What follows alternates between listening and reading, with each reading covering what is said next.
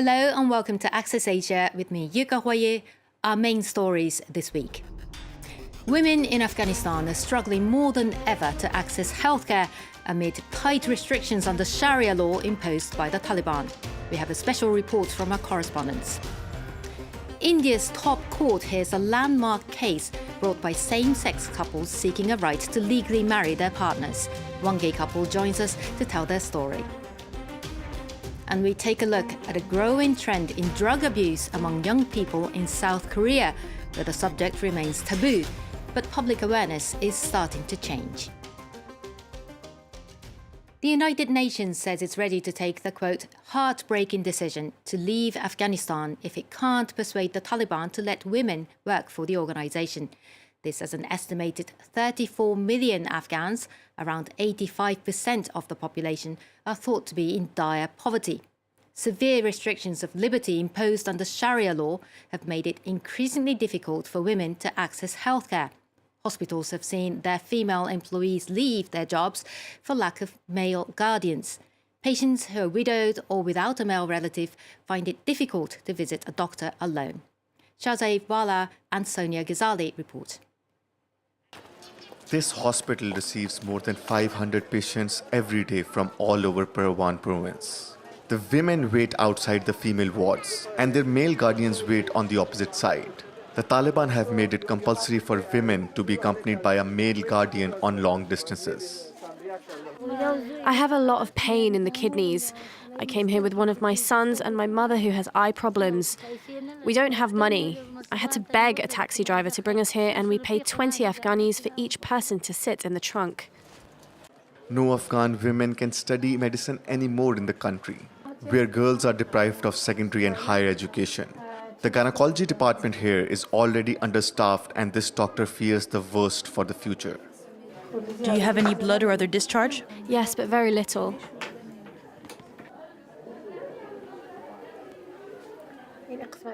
Do you also have pain in the abdomen? Yes, it's very strong. In the gynecology department, we only have one senior female doctor. The future looks bleak.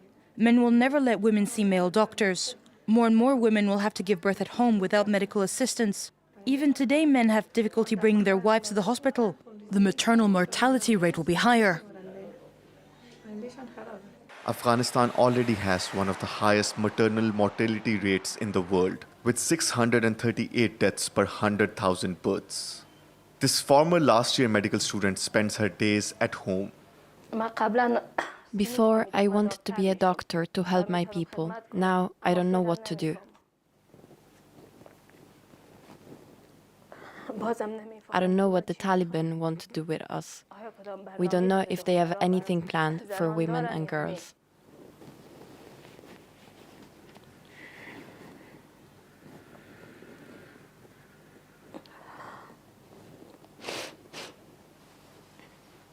Deprived of education, restricted from work except for a few exceptions, and forced to be accompanied by a male guardian, Afghan women are more vulnerable than ever.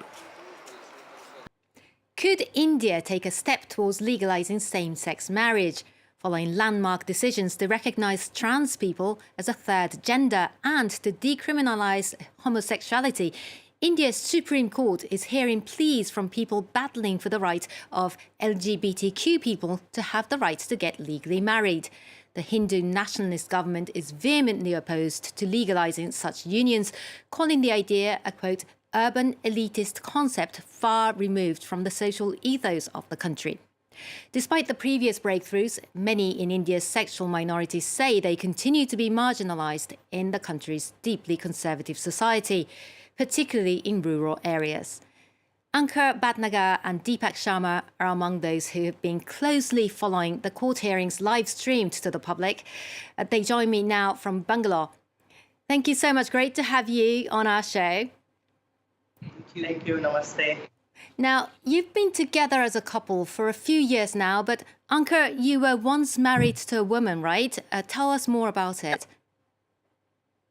Actually, in India, we know as a gays, we don't have any ideas about, I'm talking about this is last 15 years before, because 377, the homosexuality also is illegal that time.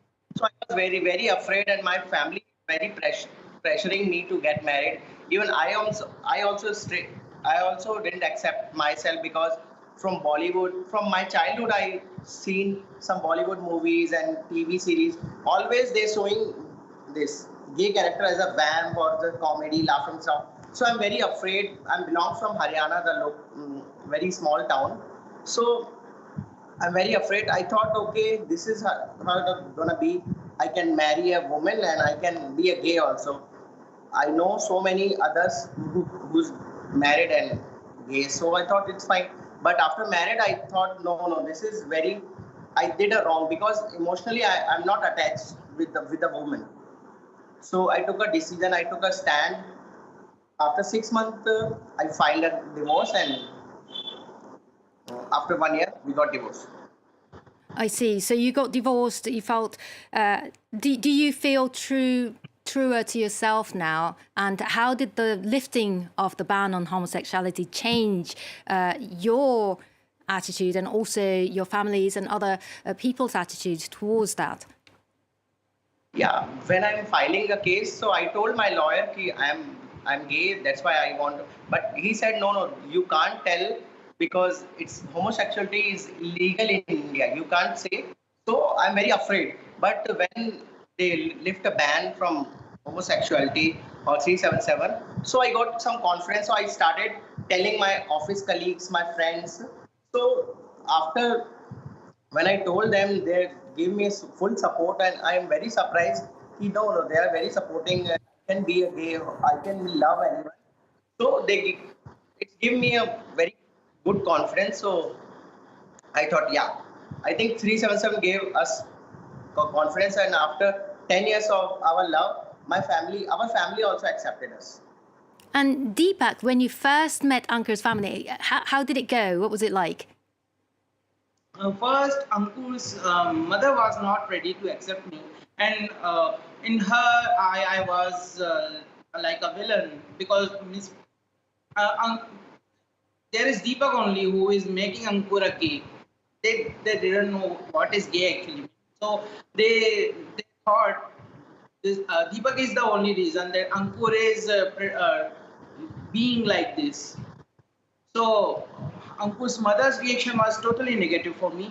And when Ankur's father came here in 2018 after clearing the 377 section, Ankur's father came and he said, if you both are okay with each other, I accept you and I want you to be together for lifetime.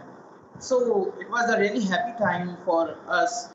And finally, very quickly, what do you plan to do if the Supreme Court rules in favour of LGBT people? We all are excited, and we both are ready to get married as soon as possible when they allow. Thank you so much once again for sharing your story. It was great to have you. Thank you. Namaste. Now, once considered drug-free, South Korea has been seeing a rise in drug offences, particularly among young people. In a country of more than 50 million people, 16,000 drug-related crimes recorded in 2021 is still a small number, but that doesn't tell the whole story. There's increasing concern about addiction among teenagers and young adults. Experts say inadequate prevention measures and a lack of rehabilitation support are partly to blame. James Lucina reports. It was a daily struggle for Dong Jae Lee until he decided to make it public. As I'm getting off drugs, I wanted to video record my day-to-day feelings, so I started filming this. Breaching the taboo, Lee documented his rehabilitation process as he finally managed to kick his methamphetamine habit.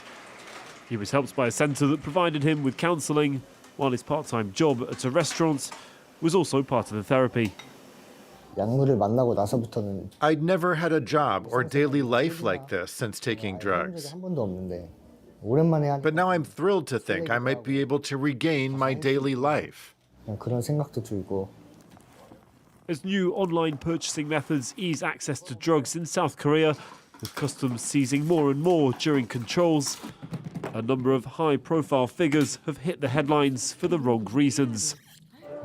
Like actor Yu Ah-in, who was recently questioned by police over an alleged use of propofol, a medication intended for anaesthetic purposes.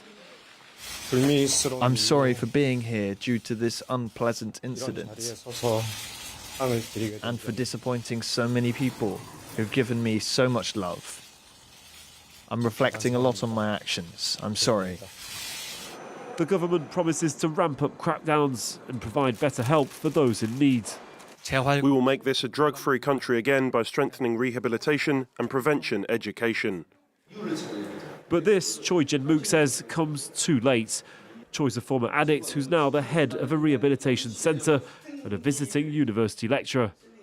The golden moment for treating addiction is when you get caught for the first time. But the government has missed that golden moment.